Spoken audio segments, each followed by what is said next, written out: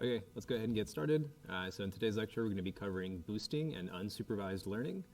So these are two quite different topics that we've kind of squashed together into one lecture today. So be prepared for a bit of a disjointed lecture. So in terms of announcements for today, project team formation due tonight. Make sure you're in a Canvas group. This is how we'll check that you actually found a team by the deadline. So I think most people are in groups at this point. But if you're not in a group, make sure you signed up on Canvas for that.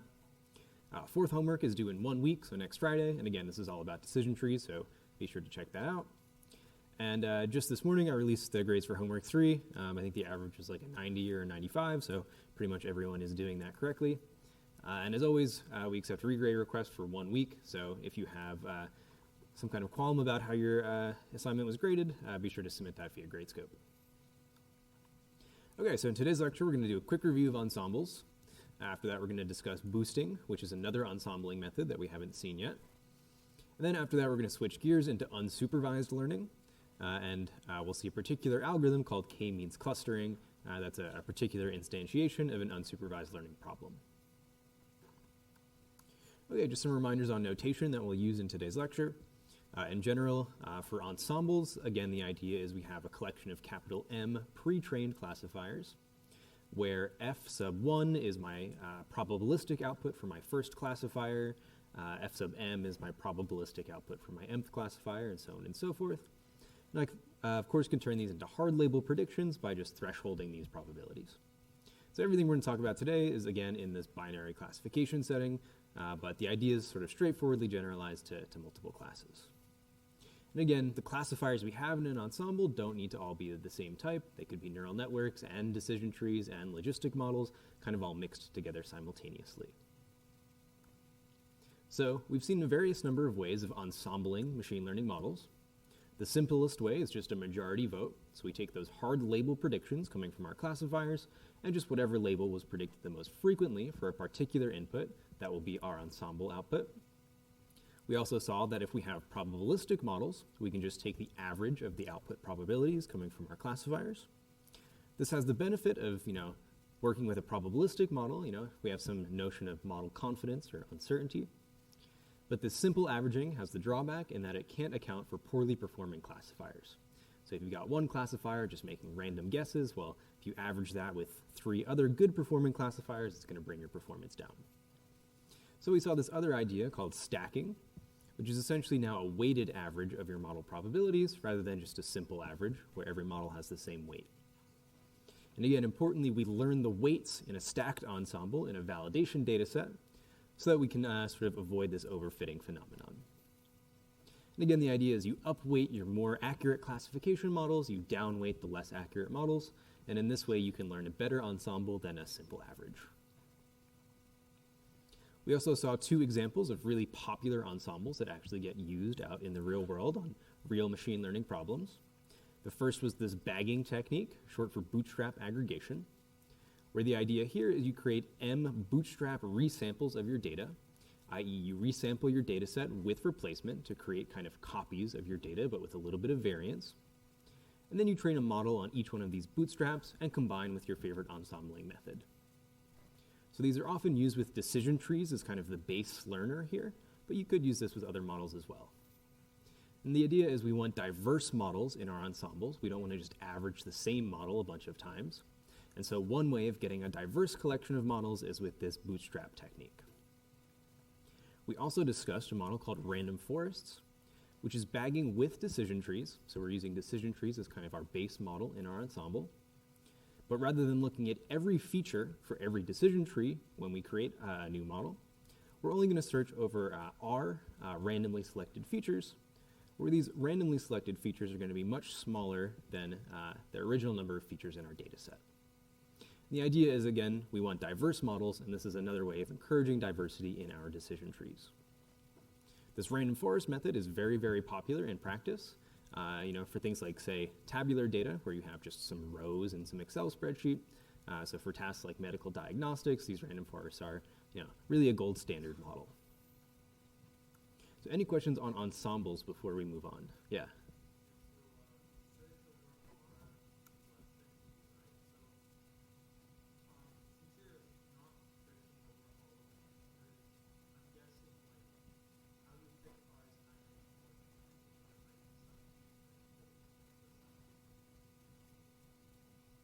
Yeah, so typically you choose the number of features you search over using some kind of heuristic or some kind of rule of thumb. I think in scikit-learn they use square root of the number of original features. Who knows why they chose that? It probably just empirically works well. So you want to choose it to be reasonably large, such that you look at sort of a reasonable subset of your features at every split, but not so large that you're looking at every single feature. So you could choose like square root of d, you could choose like d over 10 or something like that if you've got 100 features. It's something you can kind of play around with. Okay, other questions on our ensemble review? Okay, so now we're going to introduce a new type of ensembling called boosting. And this boosting method is quite a bit different than the ensembles we've already seen. So far, all of our ensembling methods, what we do is we train M classifiers sort of in parallel. So we have some data set, we train M classifiers on this data, and then we combine them at the end of the day. But what we could do instead is maybe train our classifiers sequentially. The idea being that maybe I train one model, it makes some errors on the training data, well then I can train another model to kind of account for the errors made by this first model. Then I can kind of repeat this sequentially to train some large number of models, and at the end of the day ensemble them. This is the main idea of a method called boosting. Again, we train our models now sequentially rather than in parallel, where errors made by sort of early models in this pipeline might indicate hard examples, data points that are difficult to classify. And we somehow want to sort of focus the training of the later models in our ensemble in order to get these hard examples right. And at the end of the day, we're going to combine this whole set of models that we train in a sequential fashion using our favorite ensembling techniques. Okay, in some sense, you don't want to waste model capacity. You don't want to waste effort training models on data points that are easy to classify. So again, this idea of sequential training is going to be quite useful. Typically in boosting, we apply this to sort of weak models. So for example, a very popular boosting technique is to use decision stumps as your base model in the ensemble, where a decision stump is a decision tree with a single node. So we've got decision trees, random forest, and decision stumps. So I guess ML people really like their tree-based puns here. And again, the idea is you can convert sort of a large collection of weak models into a complex model using this boosting procedure. Okay, let's see an example of what this looks like. So let's see I have some data set called D1. This is my original set of training data. The minus signs indicate the class y equals -1, and the plus signs indicate the class y equals +1. So I've got a binary classification task here. I might fit a decision stump on this data set, which again is a decision tree with only a single split in it. And we see it does, okay, but definitely makes a whole lot of errors. So for instance, it's misclassifying these blue points down here, and it's misclassifying this red point. And again, the idea of boosting is, well, I'm going to train a second model now after training this first model that is going to somehow upweight these original data points and make sure we actually classify these guys correctly. So I'm going to somehow create a new data set, D sub 2, which is my original data set, but I upweight the data points that my first classifier makes an error on. So I'm indicating larger weights associated with particular data points by sort of larger points in the scatter plot. Then I'll train another model on top of this reweighted data. We haven't said how to do that yet, but we'll see it in a couple slides. And notice that this new classifier now is correctly classifying these data points that our first classifier incorrectly classified. This is because we upweighted them, we gave them more importance in the classification problem.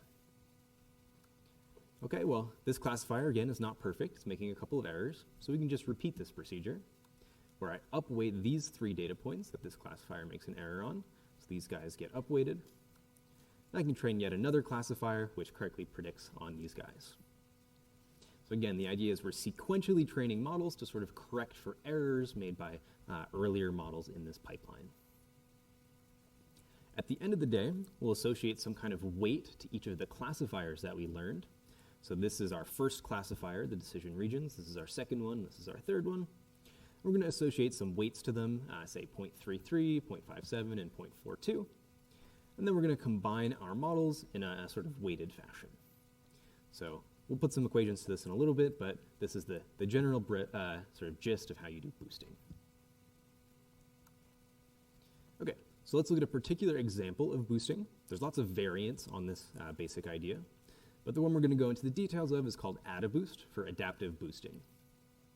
And in this model, we're going to use very simple classifiers here, decision stumps. And again, we're fitting m of these classifiers sequentially. Typically, you use a fairly large number of classifiers here, say something on the order of like 100.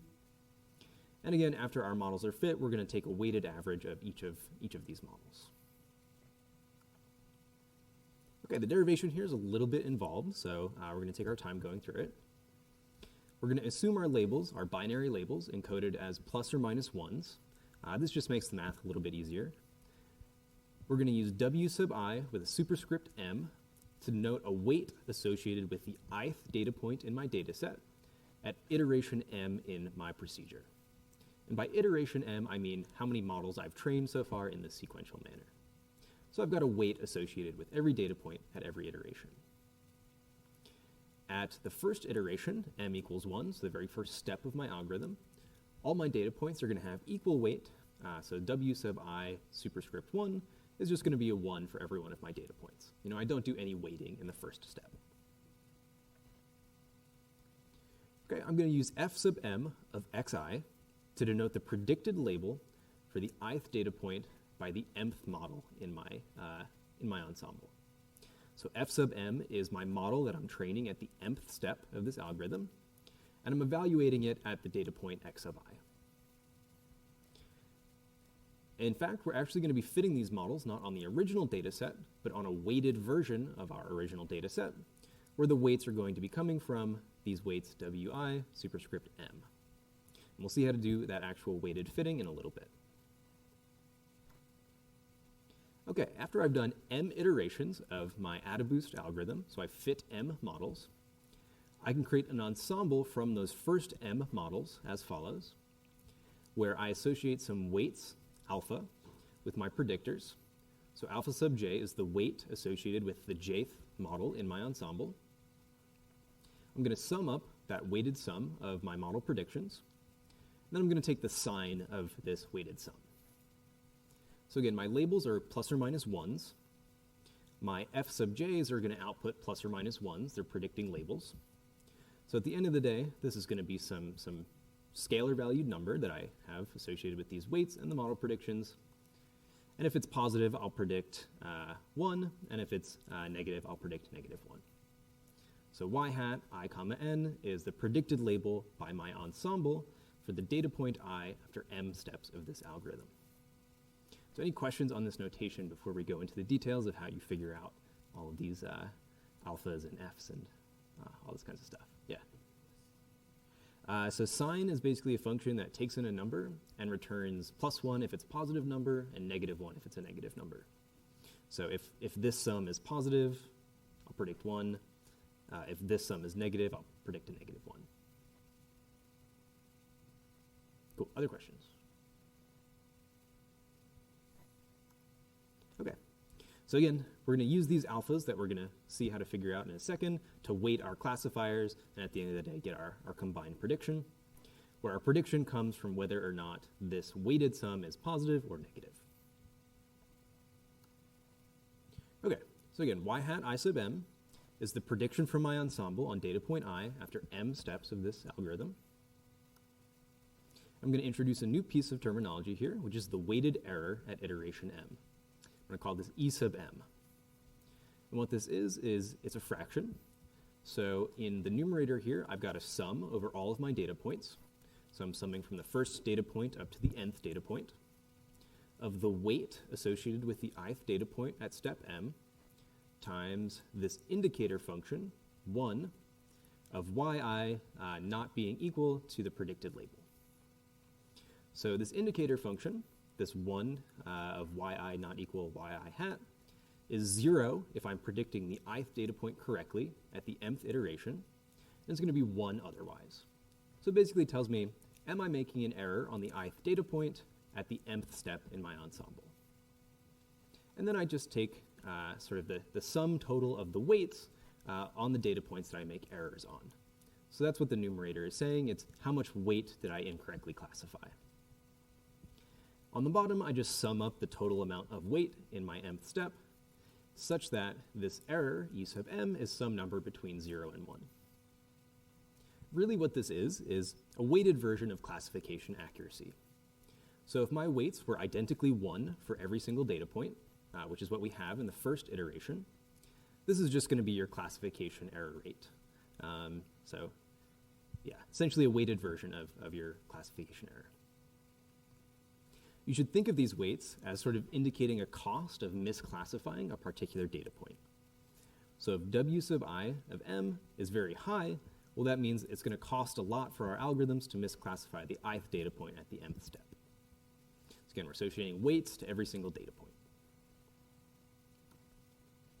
Okay, given this weighted error, what we're going to do is compute something called the importance score, which is alpha sub m. It's some scalar number. And the way I get this is I take the log of 1 minus my weighted error divided by my weighted error. Okay, don't worry too much about where this comes from, but the idea is that if my error is very low, so here I'm plotting a graph of this function in the bottom right. If my error is very low, around 0, this alpha is going to be very, very large. And if my error is, say, 50%, well, this alpha is going to be quite small. And so this importance, what we're going to do with it is we're going to use it to weight the mth model that we fit in our ensemble. So essentially it's telling us how good our mth model is doing.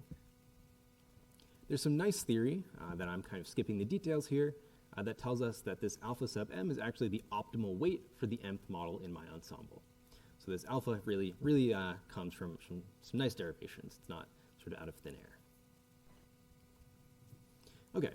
So far we've assumed we know the weights and we know the model at the nth step. We see how to combine them. We know these weights that get associated with the predictors. And now we need to ask ourselves, okay, we can do everything up to step m in this AdaBoost algorithm. What should we do now at step m plus 1? And what we need to do is calculate the updated weights. So I know my weights at step m. I need to know my new weights for my data points. And then now fit the m plus 1th model in this sequential procedure. So my new weights are easy enough to get. The weight for data point I at my next step is going to be my original weight times either e to the negative alpha or e to the positive alpha. So if I make a correct prediction from my ensemble at step m, that's this condition here, well, I'm going to take that weight and I'm essentially going to decrease it by e to the minus alpha. So let's say alpha is positive to make our life simple. So if I make a correct prediction with my ensemble on the data point I, the weight for that data point gets decreased. If I make an incorrect prediction with my ensemble on the data point I, well, the weight for that data point gets increased by a factor of e to the alpha. So again, we downweight data points where we make incorrect predictions, and we upweight data points where we make correct predictions. Okay, and then again, at the end of the day, our final prediction coming from our AdaBoost model is the sign of the weighted sum of each of the individual predictors, these f's, weighted by these alphas that we've seen how to calculate. So we've seen this before, sort of at each iteration, but this is the final prediction coming from the AdaBoost model. Okay, and then the one detail we've skipped over is how do you actually learn to classify weighted data? So I no longer just have a data set of XY pairs, I also have weights associated with each data point. Okay, so one way to do this is if your model is trained using cross-entropy, so things like logistic regression or neural networks or whatever your favorite gradient-based model might be. Instead of minimizing the standard cross-entropy, what we can do is minimize a weighted version of the cross-entropy. So I'll call that L sub W for my weighted loss function. And what it is it's just a sum over all of my data points of the weight associated with that data point times the loss for that data point, where this loss is sort of the original loss function that I was using. So for instance, if I'm doing a binary cross-entropy loss, well, this term here is my standard cross-entropy loss that we've seen a few times, and now I just stick the right weight associated with it into my loss function. Essentially what this will do is it'll have the effect of taking my model and making it focus on those predictions that have high weights. For instance, if my weight is 0, then I pay no penalty on that data point. So that's that very special case. But if my weight is very large, well, the loss coming from that particular data point will be large. And since we're trying to minimize this, my model will have to kind of put lots of effort into classifying that data point. Okay, so easy enough to modify sort of cross-entropy based models to fit weighted data. But a little bit more involved to fit, say, a tree-based model on weighted data. One way to do this is, let's say we're fitting a decision tree using the Gini index. The first step we might do is normalize our weights. So we take our original weights at the mth step, and then just divide it by their sum total, so that our weights now sum to 1. This is essentially just a normalization step. Then we might do something like compute the per class weights. So I'm going to use capital W sub k of m to denote the total amount of weight associated with the class k at step m. Or in other words, say I am looking at my first class, this is the total amount of weight that is associated with that class by just summing up the weights on every data point having that particular label. And then I can compute a weighted Gini index, which is the original Gini index, except now I just stick in these per class weights times these original per class probabilities. So recall the unweighted Gini index lurking down here in the corner. It's 1 minus the sum squared probabilities. Well, I just associate now this weight with class k times these probabilities. And then I just fit my decision tree in the original way that I did before. So the gist of how you fit a model to weighted data is you take those weights and somehow put it into the loss function we're using to fit our models. There's other ways to do this. These are just some kind of heuristics on how you might do it for logistic models or decision trees, but this is the idea. Okay, so we've seen AdaBoost, lots of equations and lots of details. But again, the basic idea is we're sequentially fitting model and upweighting errors made by our earlier models. Okay, of course, this is all implemented in scikit-learn. AdaBoost has a number of hyperparameters associated with it, just like any other model. As it's implemented in scikit-learn, you can actually choose the base estimator here. So you don't need to use a decision stump, you don't need to use a decision tree as your base estimator. You could use pretty much any model that you would like to here. So there's lots of freedom in how you do this AdaBoost procedure. And of course, you also need to select a number of estimators, i.e. how many models we're going to sequentially fit to our data. Okay, and just for fun, we can look at some decision boundaries learned by various models on this sort of concentric data set up here. So a small decision tree with, say, a depth of 5 is clearly overfitting this data. We see some pretty strange decision regions down here. Gets a pretty high test error of about 18%. A random forest, which again is a sort of ensemble of decision trees, gets a pretty good test error here, about 15%. But you can see it's got some, pretty strange, complex decision boundaries going on. A neural network with, say, a single hidden layer of 10 hidden units does a bit worse than our random forest on this data set, but it's got smooth decision boundaries because it's not sort of restricted to these axis parallel decision boundaries anymore. And our AdaBoost classifier, fit with decision stumps, gets very competitive test error here of about 15%. Interestingly, the decision boundaries from this AdaBoost classifier are very kind of nice and relatively sort of interpretable here. So this is just to illustrate that different models can have quite different performance on a data set just by looking at their decision boundaries. Okay, so let's wrap up ensemble models. Boosting is the last ensembling technique that we'll see. The idea, again, is we combine multiple classifiers to make a single classifier that's better than any individual one. The simple methods we've looked at are voting, averaging, and stacking, and you can use any combination of classifiers that you'd like to. We've seen bagging and random forests, where we sort of bootstrap our data set and perhaps sample random features for a random forest. And then we went through the details on how you do boosting via AdaBoost, or again, train sequentially and upweight the hard data points. Okay, so any questions on AdaBoost? Yeah.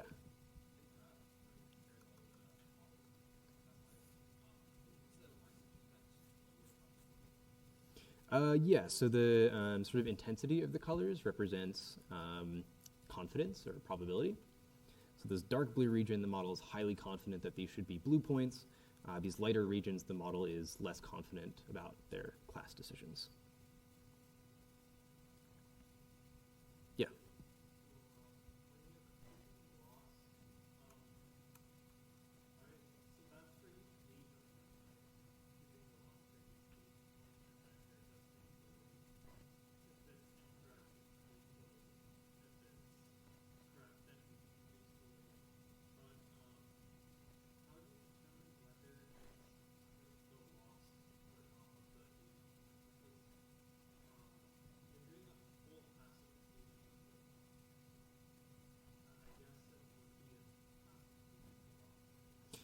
Right, so here we're looking at sort of an intermediate step of fitting our AdaBoost model. So maybe we're looking at step 5 of our AdaBoost model. We can take the first 5 models that we fit, say we fit 5 decision trees, and ensemble just the first 5 of them, and then make a prediction with that sort of intermediate ensemble. If that intermediate ensemble is making a correct prediction on this data point, that's exactly this condition here. So y hat im is the ensemble prediction at step m. If it's correct for the ith data point, I'm going to downweight the ith data point for the next step in my AdaBoost procedure. If my ensemble is incorrect, I'm going to upweight that data point in the next step of AdaBoost. And that's what we do with these equations here. Yeah.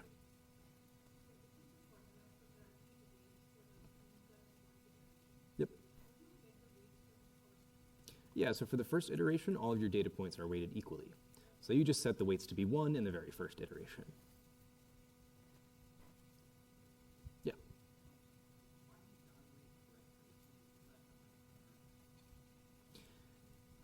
You downweight correct predictions because if your ensemble is already correctly predicting that data point, well, you don't want to train a new model to sort of waste energy and effort in some sense on predicting that. You know, we already know how to classify that data point.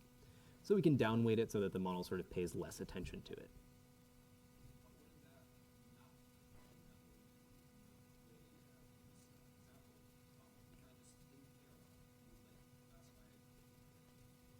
So here we downweight it when we're fitting the m+1th sort of intermediate model, but our ensemble so far is already classifying it. So our ensemble knows how to classify the data point. We're just adding a new decision tree sort of into our ensemble.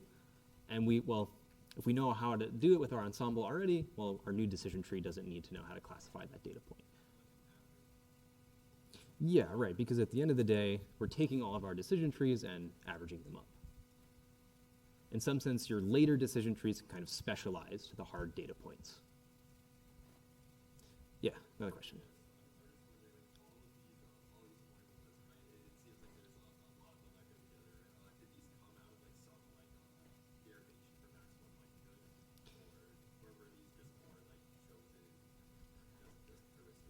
Yeah, so these formulas are not heuristics. They actually have a very nice derivation.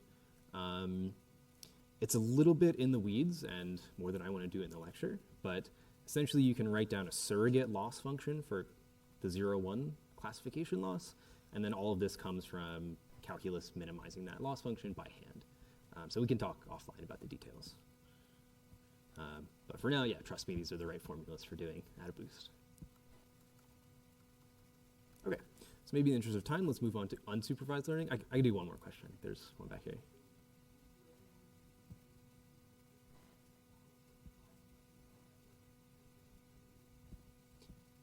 Yeah, so you could do boosting with different types of models. So you could fit 5 neural networks and then 5 decision trees after that.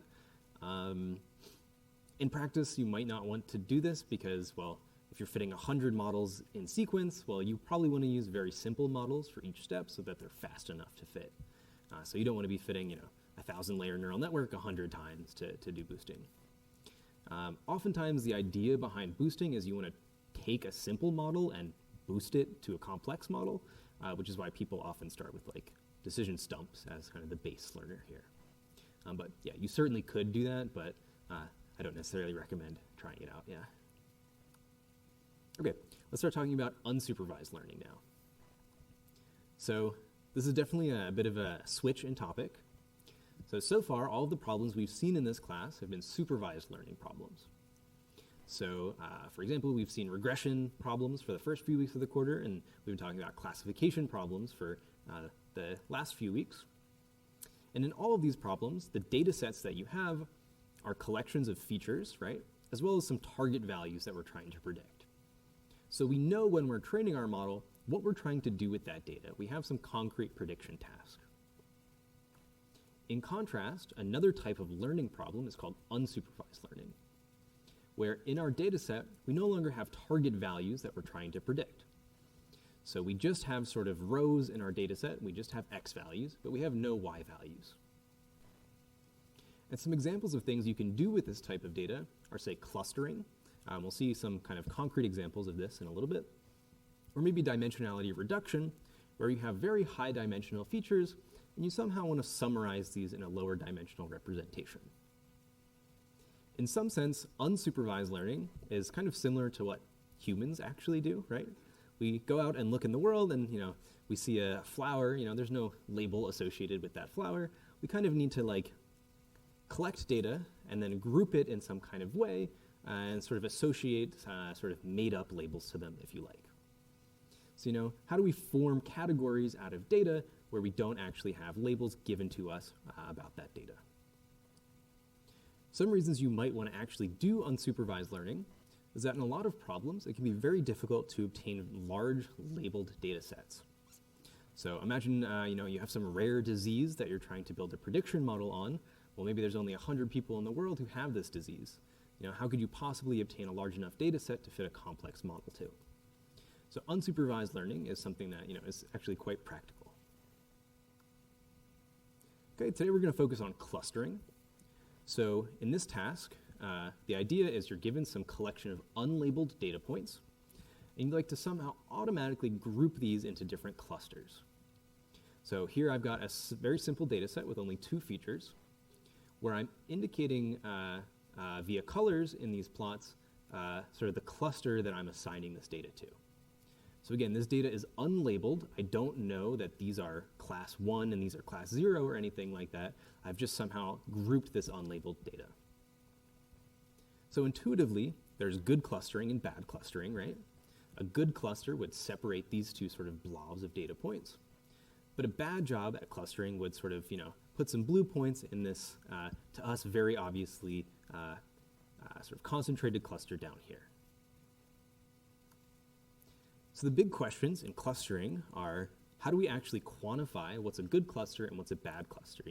We want to assign some numbers to these 2 groupings telling us this one is better than this one.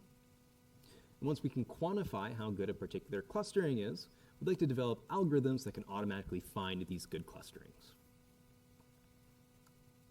So for some applications of clustering, what you can actually do with this, a very popular task here is, say, document analysis, where you might have some huge collection of documents, maybe New York Times articles for the past 100 years.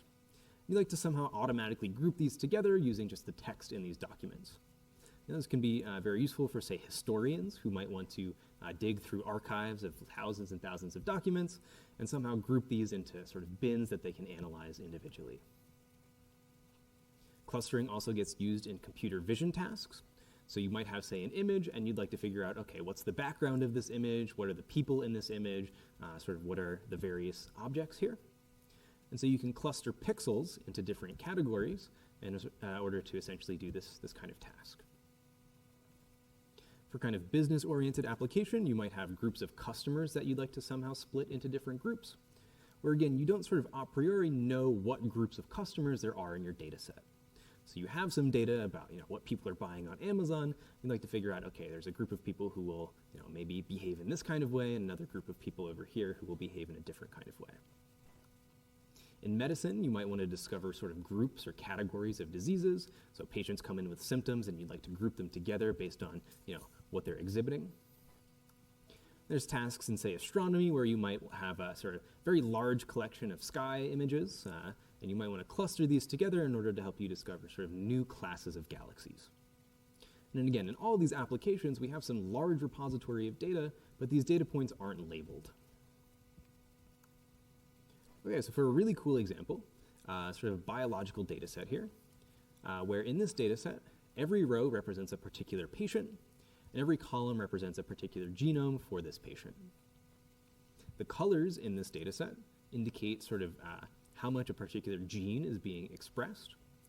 So very bright means that this patient, this gene is turned on for that patient. And red kind of coloring here indicates that gene is not being turned on for that patient. And we might be interested in saying, okay, what sort of genes change together, you know? How do I associate a particular gene with a different gene? Well, you know, we might be interested in clustering the genes in this way. We could also instead do a different clustering task here where we might cluster patients together and say, okay, there's a particular type of patient whose genes behave in this kind of way. And so again, this is something that people in biology actually do quite frequently, and so these methods are, you know, very useful in the sciences. Another example is using clustering techniques for discovering galaxies, in particular galaxy morphology, i.e., you know, what shape of galaxy we see in our sort of sky surveys. And again, I'd like to emphasize just in this paper here that, well, first, people are still looking at these kinds of problems nowadays. This is from 2022, so clustering is very much alive and kicking. But also that the data sets that people tend to look at in unsupervised problems tend to be large. So here they have something like 10 to the 7 images that they're trying to classify in this data set. And they estimate down here that if you were to actually try to collect labels for this data, it would take something like 8 years to label this data set. So, you know, totally unfeasible for us to actually get labels for this data, just way too large of a scale. So we're going to try and use some unsupervised methods for this data. Okay, let's introduce a little bit of notation. So my data now is a data matrix X, where I have just a collection of d-dimensional feature vectors. So my data matrix looks exactly the same as it did in supervised learning problems. So now I'm going to say, okay, I want to assign capital K clusters to this data, where K is the total number of clusters I'm trying to find. I'm going to introduce a new vector, capital Z, which is a vector containing the cluster assignments for each of my data points. So Z sub 1 is what cluster do I assign the first data point to, Z sub 2 is what cluster do I assign the second data point to, so on and so forth. And each of these little z's is just some integer between 1 and k, indicating again the cluster assignment of that vector x sub I. After I do my clustering, my new data set, I guess not really a new data set, but sort of the output of my clustering algorithm is going to be a pair of tuples where the first entry is the original data point and the second is that assigned cluster. So this is a little bit reminiscent of what like a supervised learning problem looks like, except we don't know what these zi's are. We're kind of finding out the labels for ourselves. Okay, we're going to introduce this notion of a cluster centroid. So this would remind you a lot of the nearest centroid algorithm. I have k clusters, and to each of those clusters, I'm going to assign a vector sort of summarizing that cluster, which I'll call it centroid. Each of these is a d-dimensional vector, so it has the same dimensionality as my features. And the way I get the centroid for class K is I just sum up all of the data points being assigned to that cluster. So again, very similar to nearest centroids, except rather than sort of splitting my data based on the classes I already know, I'm going to split them based on the centroid, or rather the class assignments that I give to them. So this is assuming I know how I've assigned my data points to the clusters. In some sense, C sub k is like the center of mass of all the points assigned to cluster K. So let's look at an example where I've got 3 clusters. I've already assigned cluster labels to these data points. So I've got one cluster up here of the blue points, one down here of the red points, and another cluster down here for the black points. My first centroid is just kind of the average of all of my blue data points. My second centroid is the average of all the red data points. And my third centroid is the average of all the black data points. So again, it's just the average of all the points assigned to a particular cluster. Okay, we can also talk about computing the distance between a centroid and a particular data point. Here we're just going to focus on using the sort of squared Euclidean distance. So we've seen this formula before a few times. But what I'm computing here is the distance between centroid k and the ith data point. And I just sum up all of the coordinates in those two vectors and square them. So it's basically just the straight line distance between that centroid and between a particular data point. Okay, now I'm going to compute what's called the squared error for cluster K. And to do this, what I'm going to do is I'm going to sum up the distances between every data point and that particular centroid, where I only look at the data points in that particular centroid. So I sum up all the distances from the first cluster to all the data points in the first cluster. Essentially, it's the total amount of distance between the centroid for that cluster and all the data points in that cluster. My squared error, then, is essentially just the sum of the squared error for each particular cluster. And we can use this squared error as sort of a measure of how good our cluster is doing. So in essence, if this squared error is very small, it means that every data point is very close to its cluster centroid. So our clustering problem, then formally, we now have a way of quantifying how good a particular clustering is to find the cluster assignment Z, as well as the cluster centroid C, that minimize this squared error, which again is just the sum between the distances of the data points in a particular cluster to their centroid. Okay, so any questions on clustering?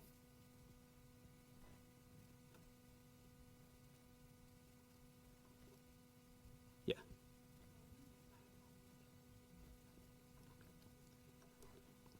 Yeah, so the number of clusters is a hyperparameter. In practice, it's quite difficult to choose this because you don't have labeled data to have a validation set. So oftentimes it's chosen quite heuristically. If you have a low dimensional data set, you can plot your data and look at it and hopefully count the number of clusters. But for high dimensional data, yeah, it's going to require a bit of experimentation and a lot of intuition about your data. Okay, other questions on clustering? I know there's a lot of notation and new kind of notions here. Okay, cool. So let's see our first algorithm for actually doing clustering. It's called the k-means algorithm, not to be confused with k-nearest neighbors. So this k-means algorithm is quite simple. There's only 2 steps. The first step is I'm going to assume that I'm given centroids for each of my clusters. So I know the cluster centroids. What I'm going to do is for every data point, I'm going to take that data point and assign it to a particular cluster. And I haven't said how to do that yet, but we'll see that in a second. And then the second step is given cluster assignments, so I know what cluster I'm putting each data point in, I'm going to compute a new centroid for that particular cluster. And this algorithm is really nice. It's only 2 steps, fairly simple. And it's guaranteed to converge at least to a local minimum of this squared error that we defined a few slides ago. And here we're going to randomly initialize our centroids so that we have some way of starting. Typically, we just pick capital K data points at random as our starting centroids. Okay, let's see what this looks like in pseudocode. So again, we need to specify a number of clusters. This is a hyperparameter of our model. And we're given some unlabeled data set, capital X. And our goal here is to output the K centroids of our various clusters. First step is to initialize those centroids. Again, just probably randomly picking data points, capital K of them. Then we're going to use this compute membership function, which takes in a data point and that list of centroids, and assigns to every data point its nearest centroid. If we haven't converged yet, which we'll say a little bit about how to check for convergence, what we'll do is we'll update the centroids somehow, and then we again compute memberships. So this is step 1 in our algorithm, and this is step 2. We just alternate between these guys. And at the very end of the day, once we've converged, we'll return our centroids. Okay, you'll actually implement this in homework 5, so no need to worry about that for a few weeks still, but the pseudocode will be useful for doing that. Okay, so I haven't told you how to do kind of the details here. How do you initialize the clusters? How do you compute memberships? How do you check for convergence? And how do you update the centroids? So the way we compute the memberships, i.e. given a list of data and a list of centroids, we want to assign a cluster to each of these data points.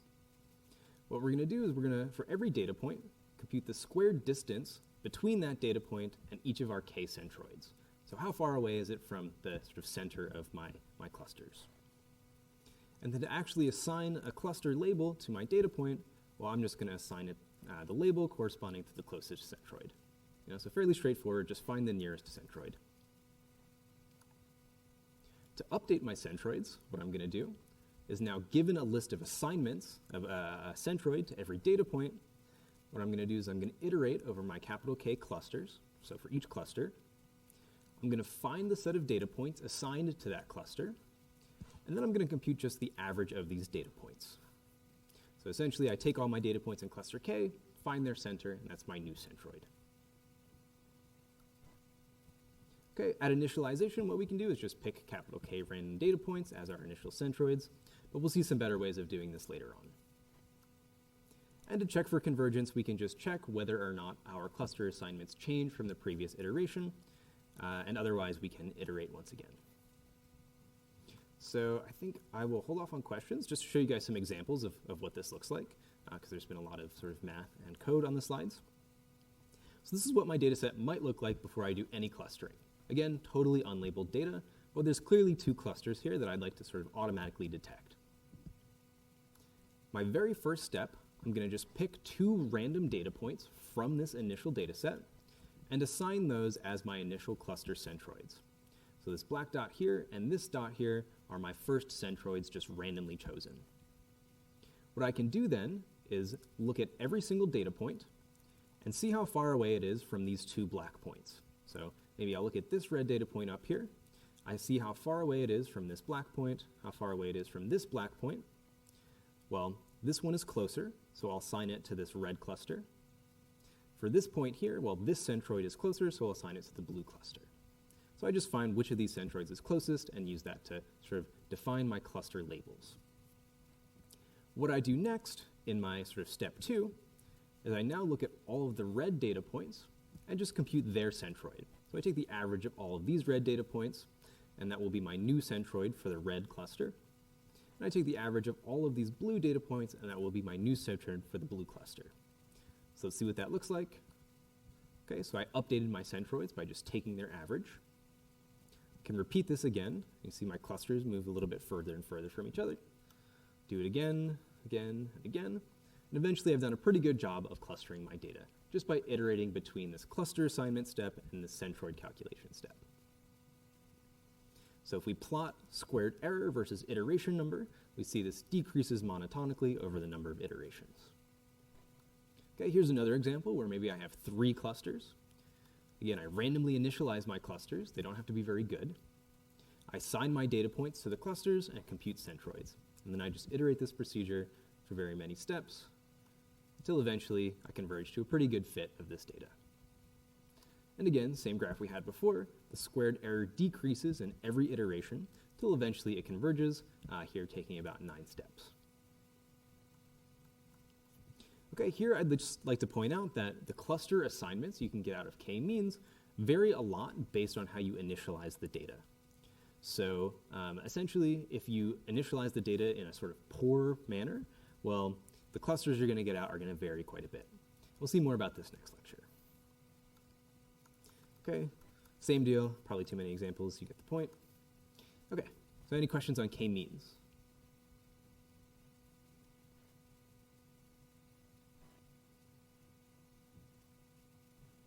Okay, either makes sense or we're totally lost. We'll find out next lecture. Okay, so let's go ahead and wrap up for today. So today we talked about boosting, which is an ensembling procedure where we train models sequentially, and we went through the details of add a boost. And we also introduced this problem of unsupervised learning, which we're going to be talking about for a few lectures going forward. So we've kind of wrapped up supervised learning portion of the course. Goodbye to classification, and we'll start talking more about clustering and dimensionality reduction. And again, in unsupervised learning, our data doesn't have Y variables, it doesn't have targets. We might want to do something like clustering our data, sort of automatically understanding the sort of structures and patterns in our data set. And then we saw this k-means algorithm where we randomly initialize the clusters and update by sort of alternating between assigning cluster labels and updating those centroids. Okay, and that's all for today, guys.